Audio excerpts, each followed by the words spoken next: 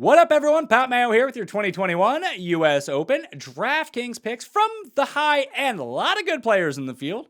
Which ones are you going to choose? The best ones or the ones at the lowest ownership with the highest upside? You know Pat Mayo, I always veer towards the latter when it comes up to it. Don't be afraid to smash the like button to the video as well and subscribe to the DraftKings YouTube channel. My cheat sheet and full articles are up on dkplaybook.com as we speak, so go check those out. Top 10 in pricing, Rahm, Spieth, Dustin, Bryson, and Brooks. We'll throw Rory in there as well at $9,900. Bryson and Brooks for me, with an touch of Rory depending on how many lineups you make. With the flexibility at the bottom end with a lot of bombers, and that's what we're focusing on this week. Bombers galore.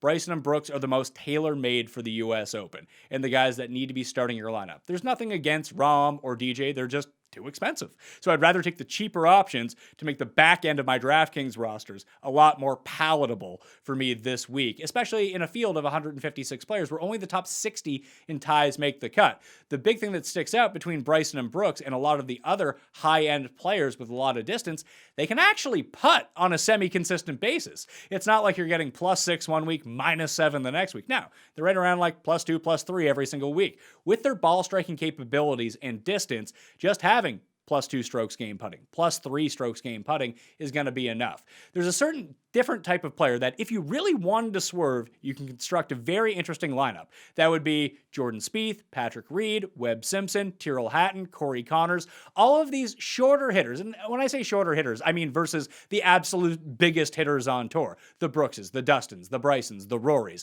They're not short hitters by any means, but they're not going to be bombing it out there 325 on a consistent basis. Because the big thing here is if you don't hit the fairway, you're going to be in this 4-inch thick rough, and you're probably not going to hit a green in regulation. So at least the big bombers are going to have shorter shots, wedges. They can elevate the ball through the air to get them to land on these firm greens with POA Anna greens as well, which they're going to be a little bit bumpy for the putting. So maybe that neutralizes it a little bit. So that's why I'm leaning bombers. But if you did want to swerve and go against the grain, that short hitting scrambling type lineup is going to be incredibly unique. I don't have the guts to do it, but I can see a path where everything flips on its head with the USGA and those players really persevere. So from the top end, it's Brooks, then Bryson, then Rory if you're playing more than 10 lineups. In the $9,000 range, all the safe guys are here. Cantlay and Xander and Finau and Justin Thomas and Colin Morikawa. Passing on them all. I'm just going to, wait, listen, if I'm going to play 3 guys at the expensive price that I did, I can't fit these guys into my lineup. So I'm going to drop well down into the 8,000s and go with my guy, Will Zalatoris, who has no finish at a major worse than 8th in his career. Not bad. He's sort of like the cheaper Xander Schauffele at lower ownership. And then Scotty Scheffler, who seems geared to be a U.S. Open fixture for years to come with the style of his game.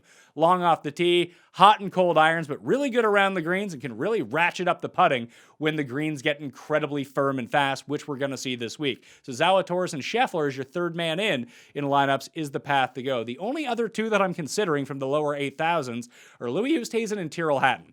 Hatton has won at the Arnold Palmer Invitational at Bay Hill, which is a comp course to Torrey Pines. Under USGA setups, not entirely sure, but he does play long, hard courses incredibly well for a guy who's not super long off the tee. He is second in the field in proximity gained on approaches over 200 yards this year, so maybe that's how he can continue to contend. In fact, he should have won a week ago at the Palmetto Championship, but he could not hit a putt all weekend. It's incredible. And he still came in second place. So Hatton is just a value play down the board, and Louis just has this major championship record at this point. He and Justin Rose are the 2, and I much prefer Louis over Rose because of the overall quality of his game, but he just finds a way to continue to contend at these difficult courses, and Torrey Pines, gotta be difficult this week at the U.S. Open.